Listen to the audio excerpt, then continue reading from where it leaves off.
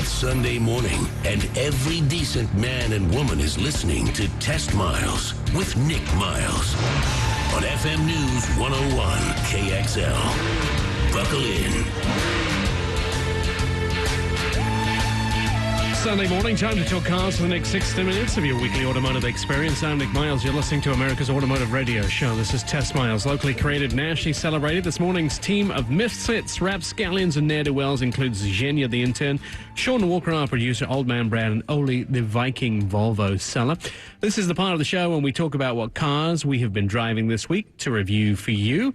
And we'll start off, I've been driving the Toyota Camry, the best-selling car in America. The first best-selling vehicle is the Ford F-150, followed by the Chevy Silverado, then the Ram 1500, and the first car in that list is the Toyota Camry, which is actually the fourth best-selling vehicle. So four-door family sedan, comfortable, spacious, with a nice interior, above-average seats and a good space, fairly good visibility throughout the vehicle, a distinctive luxury, and it also comes in a sports trim, a very friendly interior. They actually have suede in the middle of the seats now in the trim level that I'm driving, which I thought was kind of a nice touch. Not seen that before in a non-luxury vehicle.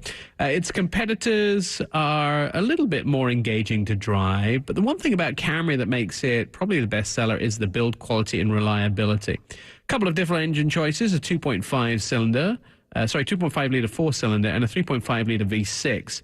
Now, the horsepower is 178 of that four-cylinder, and the V6 gets 268. I actually think the four-cylinder is enough in this vehicle. They've made it light enough to be handling well. It does have that six-speed auto that can be manually shifted.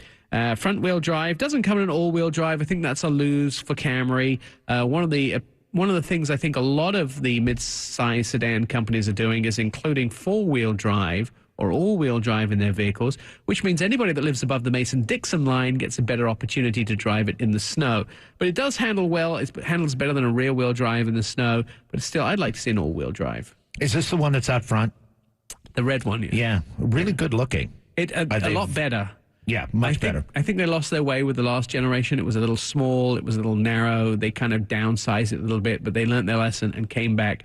One of my news directors from Fox, I took him to lunch in the last generation, and he kept banging his head in and out of the car and decided that was a no-no for him. Its competition is the Ford Fusion, the Honda Accord, the Nissan Altima, the Chevrolet Malibu, the Subaru Legacy, and the VW Passat. And then its trim levels come in 5 different trim levels: the LE, the SE, the XSE, the XLE, and the hybrid version. Starts at just under $23,000, but still don't get too much passion out of this vehicle. One vehicle that does have a lot of passion, though, is the brand new Kia Sedona minivan. It is probably one of the best minivans that I have driven. I am not opposed to minivans as a vehicle, but I will tell you that I think they've become overly opulent. The Honda Odyssey is become a traveling nightclub. I don't know how else to put it. It's just become so expensive and so opulent. It's really difficult when you consider that the people with 2 or 3 children are the ones who are having to buy these vehicles, and if they're at $45,000, $50,000, it's a lot of money. The interesting thing about minivans, of course, sales has plummeted over the last 5 or 6 years or so. A lot of companies stopped making the minivan. The Rutan from VW has been canceled. Several others, the Nissan supposedly canceling their minivan. But Chrysler now saying they will invest billions of dollars in building a brand new minivan. So well, I mean, there must be some life left in it. Brad brings up a point. The price being $45,000, that's maybe why they're plummeting. Right, and that's where this Kia Sedona steps in. Distinctive dashboard and cockpit, a value-priced, unique forward collision system, nice, interesting collapsible seats in the second row, extended equipment throughout the cabin. It's very quiet. It's lots of cargo room. They work very hard on making the space available. It does have lounge seats that collapse forward in the SX model, and it comes in a V6, a 3.3 litre, 276 horsepower, 6-speed automatic front-wheel drive, a good 24 miles a gallon on the highway, which isn't bad. Now, it competes, of course, against the big boys in this segment: Honda Odyssey, Toyota Sienna, the Nissan Quest, which is being cancelled, and the Chrysler Town & Country. It comes in 5 trim levels. The best part, Starting price, just over $26,000, which makes it all applicable for those people who are trying to save money and still haul around up to 7 people. Sean? I've been driving the 2015 Kia Soul EV, and I will say that I'm not an electric fan, but this car actually sold me on maybe buying an electric car, which it's a 5-passenger. It drives exactly like the Soul, has the same interior, same look, doesn't look ridiculous like half the other EV cars out there, and it charges fast. Like you actually get 100 miles per charge, and on a 220 volt, it takes 5 hours to recharge your battery. And I had no problems with this car. The only thing I don't like about it is on the normal Kia Souls, there's a subwoofer in the middle of the center console. They replaced that with this little battery light system to show you when your car's charging and if it's fully charged. I just would like the speaker other than the little light system.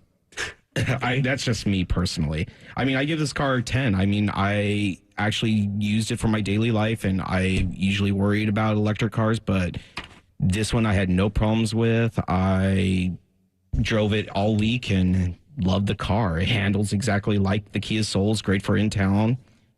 So Did you get some nice upfront parking? I did, and that's the good thing is you get parked right up at the doors because of the charging stations. It's really nice. So how much is it? Oh, starting price is $33,000, but you also get a $7,500 tax rebate from buying it, so it comes around $27,500. And that's the national. You do get local ones as well. You should check your local listings and local area for that as well. All right, Brad, what have you been driving this week? So I needed to haul a bunch of boxes around and a few other things, of course, helping somebody move. So I checked out the 2015 ProMaster City, which is kind of the baby brother to the big ProMaster we've talked about before. This is from Ram, right? This is from Ram, yes. And Ram via Fiat. So it's Italian bred. And this is a small cargo vehicle, but there are 2 trim levels for that. And then there's also a couple of wagon options, which are 5-passenger wagons. What I had was the SLT version of it. And it's really an urban hauling vehicle. Chrysler likes to describe it as an urban nimble vehicle, which it really was. So it's got the 60-40 split back door plus the 2 side doors, which makes it really easy. I did show it to a detailer, and he thought it would be a perfect vehicle for a mobile detailing unit and just hauling things around. But it was great to drive. Did it have a weird smell in the back? No. Were you hauling your dogs or something? No. I just spilled a can of Coke in the back. Like, no, you know what's great is we give these cars back and people actually clean them out and give it back to the next person. So it's great. Good. This is the 3rd generation of this particular vehicle, and it's powered by a 2.4-liter 9-speed automatic transmission. So it really was smooth. I was shocked how comfortable it was in that driving area because I've driven some of these U-Haul type vehicles that are really ponderous to drive, but it's the best in class in payload, cargo volume, standard horsepower at 178 horsepower, and the widest floor. So it competes with the Ford Transit, the Nissan NV200, the Chevy City Express. And it's a touch more than most of the other ones at $24,125 starting price. You can get up to $26,650 for the SLT wagon. It does have an independent rear suspension, which makes it much more comfortable to drive, gives a little bit better stability. For what it does, perfect vehicle. Loved it. Well, I think you're right too, and I think Sean's right as well. That Soul EV is my favorite EV, probably right neck and neck with the 500 EV, and that definitely the ProMaster City is my favorite small vehicle as far as hauling is concerned. Oh well, and so what was the price? 26? Yeah, it starts at $24,125 and goes up to $26,600. All right. And then it does come in a 4-seater version, doesn't it? It's actually technically a 5-seater, so it can seat 5 people. Excellent. So you can use it as a family vehicle. If you don't want to get that beautiful Sedona you were talking about that I'm longing for. That's an amazing vehicle. All right, let's go quickly. Jenny, what have you been driving this week? Okay, back in December, I reviewed the McLaren 12C, and I didn't really give a distinctive review of it. So I got back in it and took it around Colorado for a while and spent the week in it, and I absolutely adore it.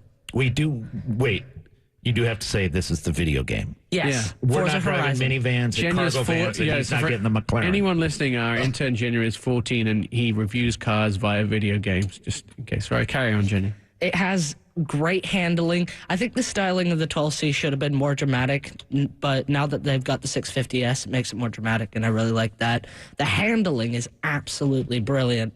You can just slam that thing around a corner about 80 miles an hour. It just sticks to the road. It's so scientific. I love the interior with all the carbon fiber and everything being so simple, and it's a great car. I really did enjoy it. And it's $49.99 at GameStop, right? What, Forza? Yeah. Well, you can get a used one for about $20. All right. $20 for a used Forza means you can go and drive the McLaren too. Ollie, I will take it over that Kia Soul EV. And I haven't even driven it. Either one. have you tried to, did they do electric cars in Forza? Actually, they do. Forza 4 has a Nissan Leaf, and they have a Prius and a Volt. Oh, no Tesla? Actually, they do. Right. Forza Horizon 2 has a Tesla Model S, and Forza 4 has a Tesla Roadster. All that for $20. I love it. Are we going to do deal of the week, or we'll say that till later? We can do deal of the week. I have a 2015 V60 all-wheel drive, 4,000 miles, for $35,500. And we go to DLRnordic.com. DLRnordic.com if you're interested in that. All right, you're listening to Test Miles and FM News 101 KXL. When we come back, we'll talk to the new automotive guy from Fox and Friends who's going to talk to us about the Chicago Auto Show. Sean and I were there, and Mike Cotell will be here telling us about what he saw on the floor of that show. It's coming up. I'm Nick Miles.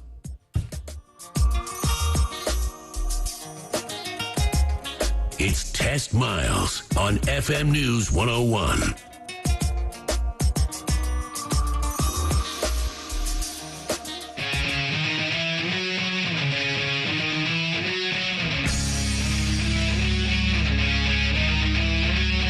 Test Miles, like NASCAR, but with one right turn.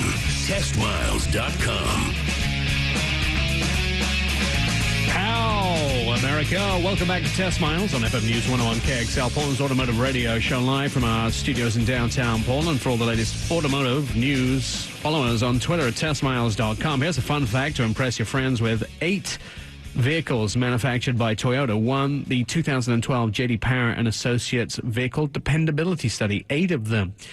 Right, well, you'll be hard-pressed to find another person that is more passionate about the auto industry than Mike Cotell. As an automotive expert, Mike is well-informed and always trusted source for many of America's TV news stations. Mike has provided expert commentary on a national level on an array of issues, from General Motors bailout to Toyota recall to new product reviews, auto show coverage, modern technology, safety standards, motorsports, and alternative fuels.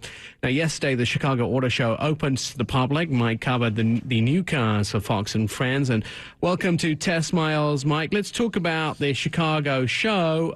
What are some of the things that you saw on the floor of the show that impressed you? Hey, Nick. Well, good morning, and good morning to all your listeners out there. Appreciate you having me on today. I think it's the first time I've been on with your show. And, the Chicago Auto Shows, I think there's awesome history to kind of throw out to the listeners out there. There's 4 big auto shows in the U.S.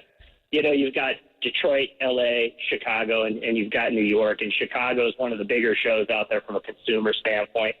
And what's great is it just gives consumers a chance to not only look at cars they can drive today, but it also gives them a glimpse at the future. And, being there on site at Chicago Auto Show, there were a handful of concepts. There's these great vehicles. We were spending a lot of time with this all-new Kia Trailster and the Mitsubishi GC concept, plug-in electric vehicle. So there's a lot of diversity on this show floor. And you noted a minute ago what were some of the things that I'd seen out there, and topping it right off there at the top is the Trailster.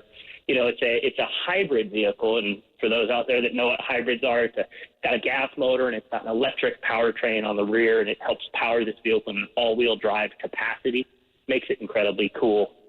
Now, the GC PHEV from Mitsubishi, we looked at this vehicle. It's kind of very high-tech, very boxy. I haven't really seen a design like that before. Well, what's unique is it's really a glimpse into what the future of Mitsubishi's larger SUVs will look like. And my gut tells me you'll see this vehicle in some capacity like the shape you saw in Chicago on the road here shortly. But let me give you a couple fun facts about that vehicle, particularly the GC. One of the really interesting facts about the midsize to large SUV, and it happens to be a plug-in electric vehicle. And why is that important? It means you can actually hit a button inside that vehicle and run that vehicle for 25 miles on pure electricity. And that's hard to do with a large SUV, and Mitsubishi's been able to obtain that with this. And kind of a fun fact, as a segue, on one tank of gas, you'll be able to utilize that vehicle as a generator to power your house up to 10 to 13 days. So kind of something new in the marketplace, makes it different. I think one of the things I liked about that vehicle most was the tactical table on the inside. Tactical table is a really new piece of technology, and it's integrated in with the telematics of that vehicle. So the ability to connect your phone to the vehicle. It's called M2M technology, or mobile to machine technology. You take your smartphone, you drop it on top of the tactical table inside of that vehicle, and you become interconnected with all of the other folks inside the vehicle. You want to share a photo, put it on the tactical table, and everybody inside the vehicle will then become connected.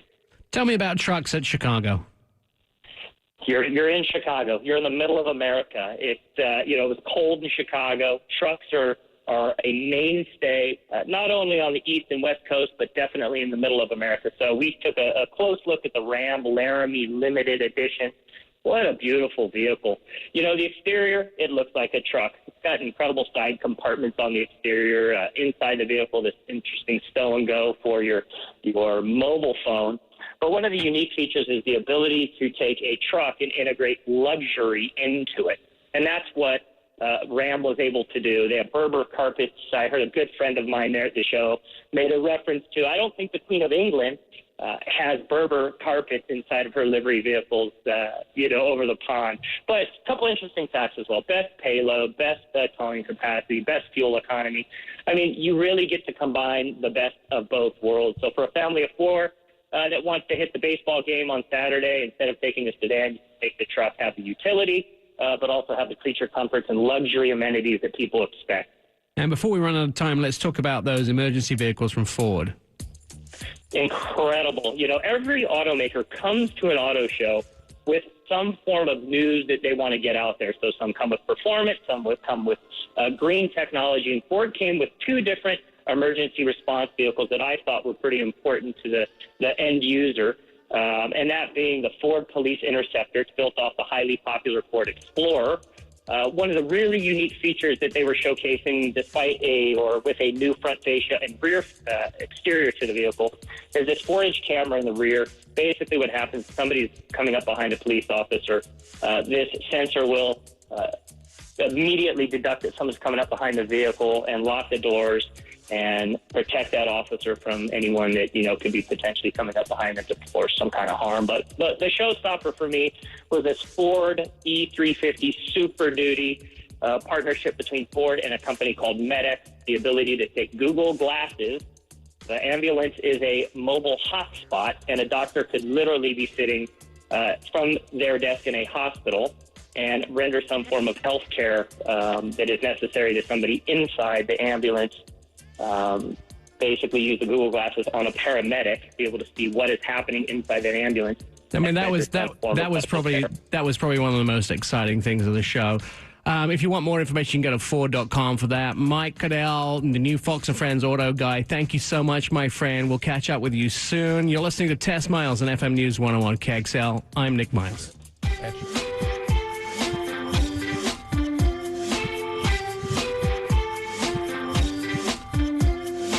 Throw it in neutral and coast in with testmiles.com. Live from our studios in downtown Portland on a Sunday morning, this is America's Car Radio Show. We'd like to thank you for being part of the Car Nation. For more fun facts about cars, visit our Facebook page and like us. It's Test Miles. Here is a fun fact you can impress your friends with. Ford tried to build a Ferrari for around $18 million in 1963, but the deal collapsed. And when Ford refused, they refused to work with Enzo's total control over the racing program, Ford responded by producing the GT40. So that's almost how Lamborghini got started too. Ferrari refused to work with them, and look what happened. Lamborghini was born. All right, a couple of interesting things. Just wanted to recap Project Discovery. We had that at the Portland International Auto Show. That is KXL's and Test Miles Land Rover that we made into luxury dog transportation. If you missed it being at the show, you can see pictures all over Facebook. We did get in a lot of trouble for letting the cannon off inside in the convention center. We were told one more time we would have to go home. But we're thinking about doing a new project car for next year's auto show. And we had a couple of ideas that were born. One of the ideas that was born was we got some information from the guys at Grimm that they were interested in talking about a car, some very relaxed conversations. But maybe we should do a Project Grimm car. We thought that would be kind of a fun idea. Maybe a character car for the story. We'd still have to do lots of negotiations. For as many people as they kill, maybe we should do a hearse-type vehicle. I just thought it would be kind of fun to do. Maybe we can use that ProMaster and convert it into something where they haul away the bodies. One of the ideas was to do something from maybe Fiat Chrysler and do something with red snakeskin interior with Mobile West and do some other cool stuff. Zhenya's been bubbling all day. God, he can't control himself. He has an idea for a project car. Okay. 1996 Astra Luxury Touring, make it into the ultimate luxury chauffeur car. I don't know if we could do that. Brad, could we do that? No, if our clients aren't going to ride in a Hyundai Aquis or a K900, they're not going to be riding in an Astro van. Yeah, because it's all about the name brand, right? And that's why we're turning his mic off now. So if you have ideas for a project car that we could do for next year's Portland International Auto Show, drop us a line and let us know what you were thinking. I was talking to our business development manager the other day here at Test Miles, and she was telling me that she used to be at a Shucks Auto Supply. She used to be the manager there. She ran it for 3 years. And she said a lot of times guys will come into Shucks and they will refuse to deal with her because they feel uncomfortable dealing with a lady behind the counter, which brings up an interesting fact. We have these pre-recognized preconditions about people behind counters that they're all knowledgeable. And it's interesting to me that some people would not be able to get past that. I don't know if you guys had any experience of people who couldn't really get past the fact that they had a woman behind the counter of a parts store, which seems really strange to me. But we sort of came up with this idea of things that maybe make you uncomfortable if they were said by someone behind the counter of a parts store.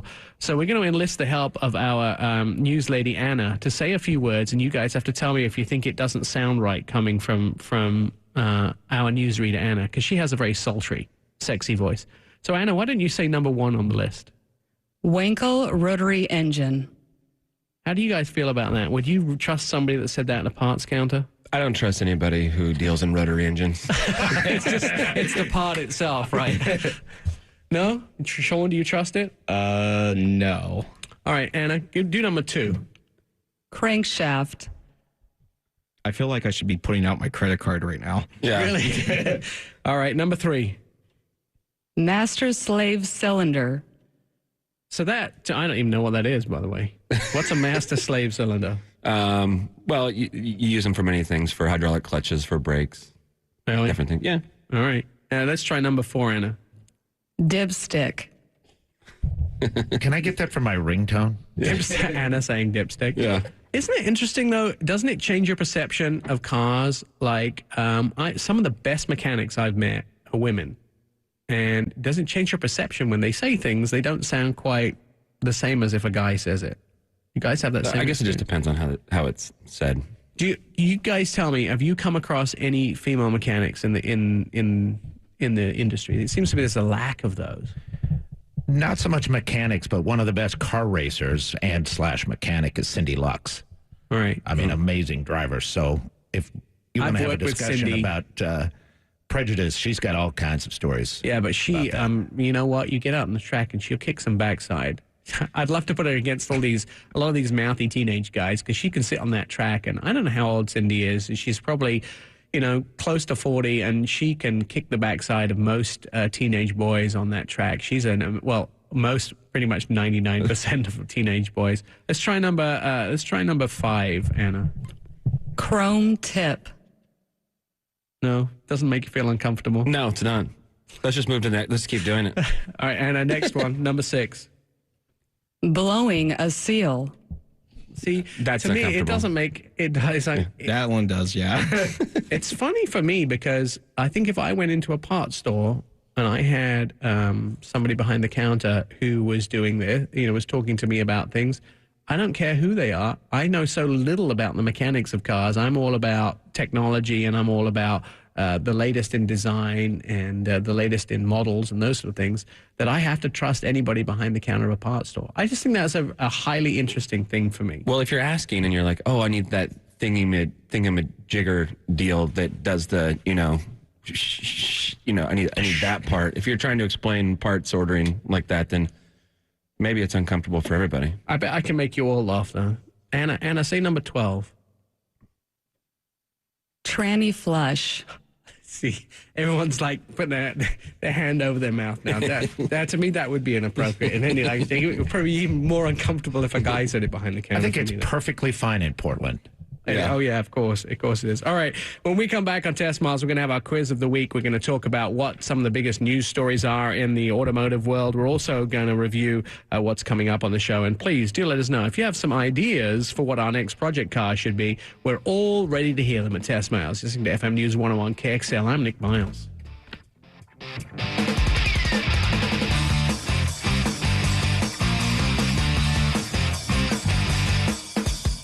Favorite us, tweet us, friend us, love us, all at testmiles.com.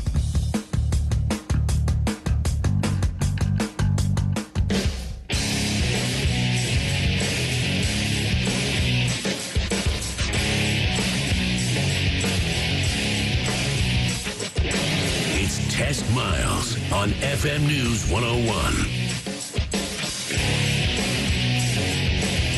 We'd like to keep you informed all week long. Just follow us at testmiles.com. Here's a fun fact you can impress your friends with. Bentley's famous winged bee hood ornament was designed with forgers in mind.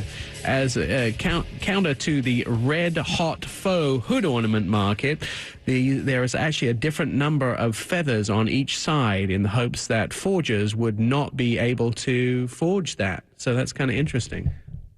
Locally, the Bentley GTC back in the day, the Jordan brand designed a car around the Bentley. Oh, really? Yeah. It's interesting to me. If I was going to forge something like a Bentley hood ornament, I would actually make a mold of it. So I'm not sure how the different feathers on each side would help. But if someone took a photograph and then of one side and didn't do it on the other, that's probably how they would catch them out. With the 3D printing and everything else, I think you can forge pretty much anything. Right. And the prices come down. Those things used to be highly expensive, and now they're not as expensive as they used to be, unless it's one made of crystal or gold or something like that. All right, this is the part of the show when we like to see how much knowledge our studio team has of the week's car industry news, which means it's time to play our weekly news quiz. So who is coming out with what they say is the next... Did I read that right? Wait. The next Tesla killer. I am on 2 pages. Brad. I think this is probably the worst kept secret from Detroit. But so at the Chicago Auto Show, GM announced that they are in fact building the Bolt, not to be confused with the Volt. Right. So this is the electric car that's going to get about a 200-mile range. Will sell for about $30,000. Comes out in 2017. It's more of almost a crossover vehicle. Chevy, I love you, but this is not going to kill the Tesla. Just letting you know that it's going to be nowhere close I'm pretty to sure a Tesla gold-winged Teslas will not be in the same market as this. It will do nothing to kill the Tesla at all. Which American supercar will be built in Canada instead of the U.S.? Sean. That would be the Ford GT that we're all talking about. Surprised at that, I am. Yeah, I mean, it's supposed to be an American supercar, but it's going to be built up north. Well, the last one was, the GT40 was designed by Britain, and pretty much the same thing for the GT, so... It doesn't. Well, Ford has global design studios, so they design them. They design them hand in hand with Frankfurt, London, Michigan, Shanghai.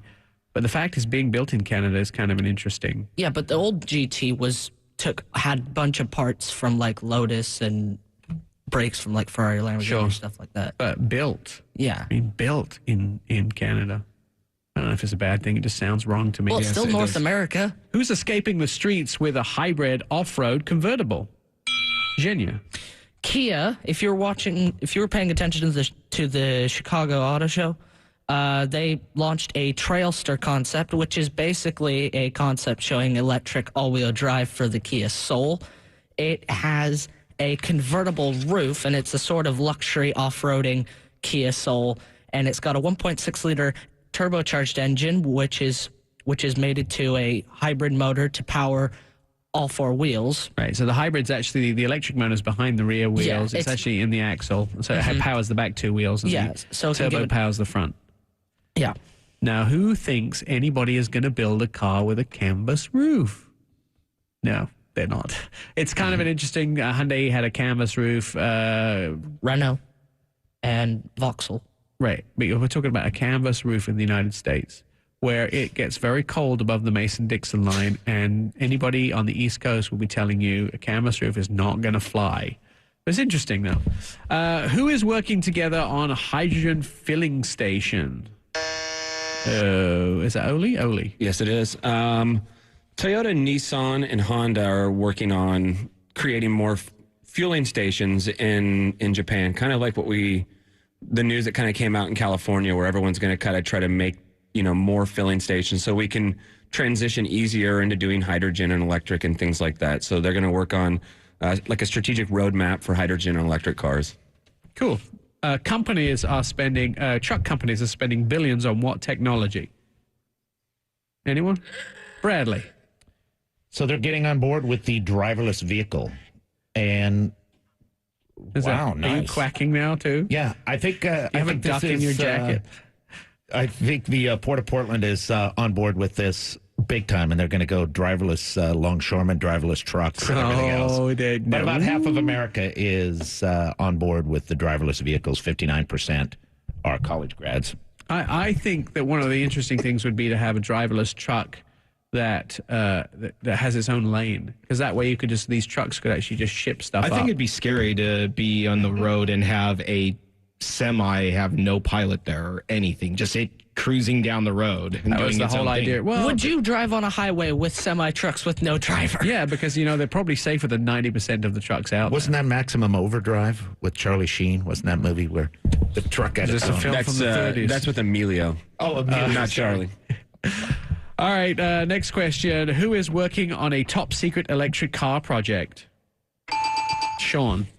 Surprisingly, this would be Apple. They're trying to come out with their own electric version of a car and to compete with Google's car now, too. Here's the deal. These guys swap staff so much that basically they just buy the staff that designed the one at the last company, and then they design one for themselves. So that's what ends up happening. I wonder how long the line of hipsters would be waiting for an Apple car.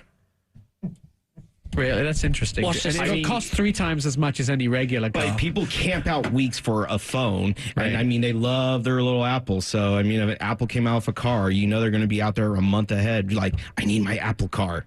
Right. The line. Someone's going to need $300,000. Oh, wait, I can see the Apple store. They're already lining up for that car from. I can see them from here outside the App Store. All right. Final question. Who will be debuting an all-new hypercar at the 2015 Geneva Motor Show? No? Oh. Is that Oli? Yes, it is. Oli. Austin Martin's going to be debuting a what they're calling the Vulcan hypercar, and there's not a whole lot of information about it yet. It's rumored to have even more power than the 177, which was, I believe, 750 horsepower out of a very large V12, over 200 miles per hour. But I think everything's pointing to where this won't be a street legal car. It'll be like a track only car. Oh, that's a shame. Well, they'll probably build kind of like the FXX. Kind of along that idea. I don't know any of the details. Obviously, there's nothing out there yet. But whether they meet you, they bring the car, and you get a massage, you drive the racetrack. I don't know how it works. You'll sell all of them. Yeah. I think anyway, at least. I don't think it's going to cost less than the 177, because that was like, what, 1.8 million? Right. Although I did find out that car that was at the Portland Auto Show, the Bugatti, they were actually offering it for sale for considerably less than it cost new. I think just over $1 million. Whereas I think that to buy a new Grand Sport version of that Veyron is about 2.4. Well, when they originally started the Veyron, it took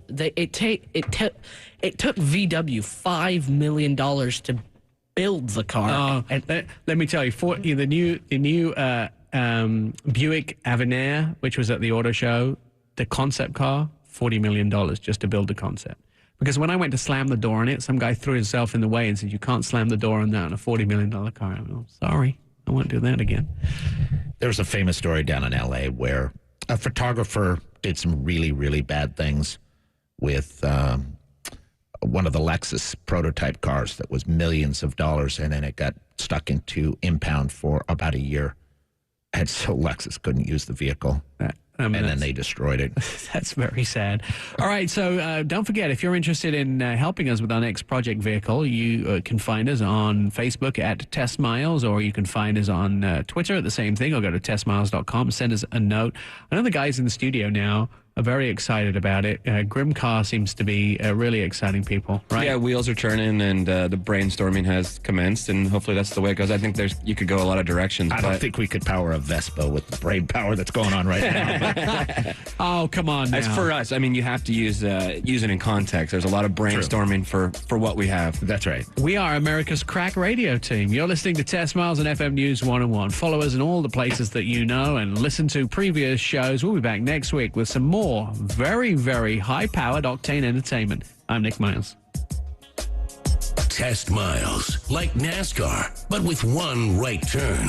TestMiles.com.